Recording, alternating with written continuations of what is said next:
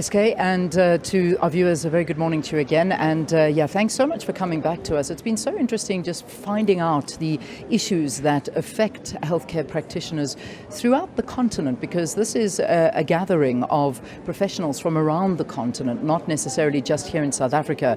The head office of this council actually does reside in Pretoria, but this has got 24 member states on the continent, and it's a very important council to be a part of when it talks to the standards of medical care that is given by practitioners around the continent. And of course, in terms of if there is something wrong with, if somebody has been struck off the roll in a certain country, that they're not able to practice in other countries. And these are very, very important things when it comes to medicinal practice. And we know very much so how these things happen all the time. And this is what this council steps in to try and prevent, as well as the kind of treatment that medical practitioners are getting in the environments that they work in. Well, let's get the Ghanaian perspective now, because our previous guest was from Kenya. We, of course, spoke to our South African representative and the president of AMCOA. But now let's chat to Dr. Devine Banyubaba, who is he's the registrar and CEO of the Ghanaian Medical and Dental Council. So lovely to have you, and welcome. Thank you very much, and thanks a lot for welcoming the rest of Africa to your beautiful country. It is so important to be doing things like this. It really is. I mean, when we look at medical care, particularly over these last two and a half, going on for 3 years now, obviously before COVID it was Absolutely. There too, but this has been a particularly difficult time for the medical sector.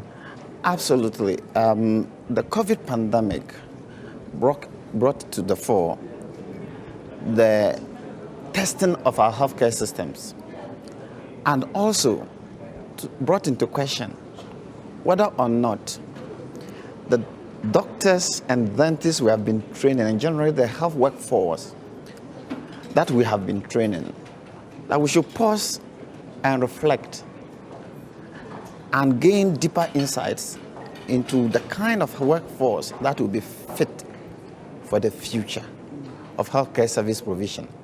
Remember that as professional regulators, and your research has been fantastic, I must commend you. We are interested in only 3 core areas. We are talking about the technical competence of our health workforce. And I think my colleagues would have made you aware that in terms of technical competence, this continent of ours has been established as a place where we get the most competently trained doctors. It is the reason why they are marketable across the world, in Canada, US, UK, Australia, New Zealand, all across. So we are doing well. But the training models that we have been using, and recently I invited the AMCOA president to Ghana, and we had to reassess our training arrangements, looking at the past, looking at our current position, and the kind of healthcare practitioner that will be fit for the future patient. Now, the key areas that I think the second point has to be the conduct of practitioners. And you would have heard things like, if things don't go well, because a lot of patients, when they present themselves to various hospitals across, our countries, the presumption is that things will always go well. But we know that things do not always go well. And a responsive healthcare regulatory approach will be, when things don't go well, what does the regulator do? So that the person who has become a victim of this medical misadventure or downright clinical negligence will have a way of having their interests protected. So it became ultimately clear that we still need, and with the COVID pandemic, we still need a healthcare practitioner, a doctor and a dentist who is human. Values to respect human dignity. Then the third one is that we are a conservative profession rooted in millennia of values and norms. And those norms have been distilled over the years into concrete ethical rules. And it is important that we embrace progress so that our ethical norms still reflect the rapidly changing moral climate in the wake of changing science, changing technology and changing innovation. So the kind of healthcare practitioner that we seek to guide in order to be able to better protect the public clearly shows from our COVID experience that a healthcare practitioner, the doctor or dentist, must also be a leader, a visionary leader who can coordinate and energize and envision a multi-sector approach to responding to health emergencies. Very quick question for you, just in terms of the pandemic and the effect that it had on your medical practitioners. Have you found that a lot of medical practitioners have left the practice? Is that a thing that has been a repercussion?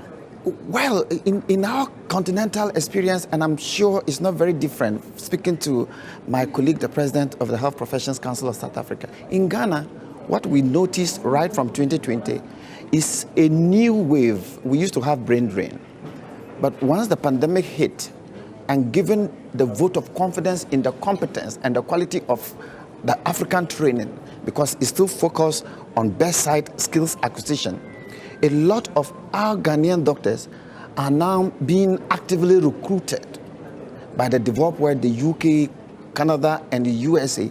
So what we use in Ghana as a positive indicator for out-migration of doctors is what we call the request for certificate of good standing.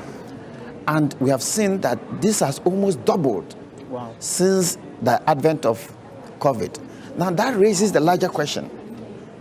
What do we do to keep them? To keep them. That's the problem. What do we do to ensure we train more of them? Yeah. And at the last conference we held, it became obvious that we needed to move. In Ghana, we have a collegial system of training, and to be trained as a specialist, you necessarily need to be in a teaching hospital environment. But the great news is that the consensus emerged that we need to decentralize our training so that we can train the specialists in the regions and also as well as appropriately equipped district hospitals. Yeah. Now that does key things. First, that deals with issues of inequity in distribution of doctors, which is a core component of this conference.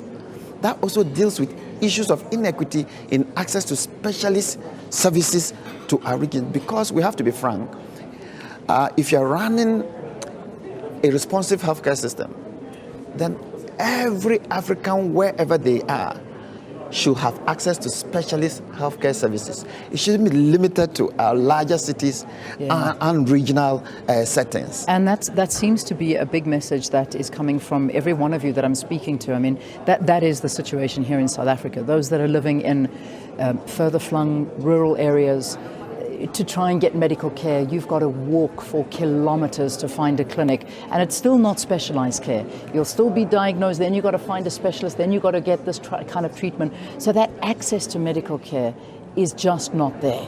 And that's a big problem, and we cannot afford to lose doctors and nurses in the manner that we're talking about right now. And I think it's conditions that they work in as well. That has to be seen to. What I'm hearing on the whole continent, not just in specific countries, it's everywhere. That is absolutely right. Now, once you want to move specialist services to the districts, you must first ensure that the working environment is capable of accepting the specialist skill, but also keeping them there so that they don't have to move. And you are absolutely right to the extent that this conference is, we call it by the fireside in the African socio-cultural setting, where we then share our experiences, our challenges, and then envision together the best way to solve our own problems.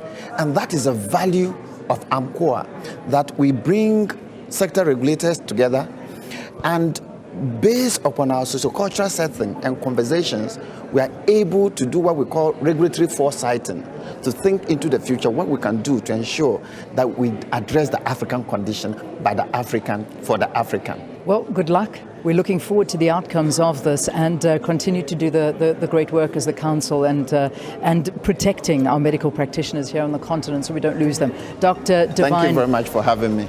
Absolute pleasure. Dr. Devine Banyubaba, he is the CEO and Registrar of the Ghanaian Medical and Dental Council.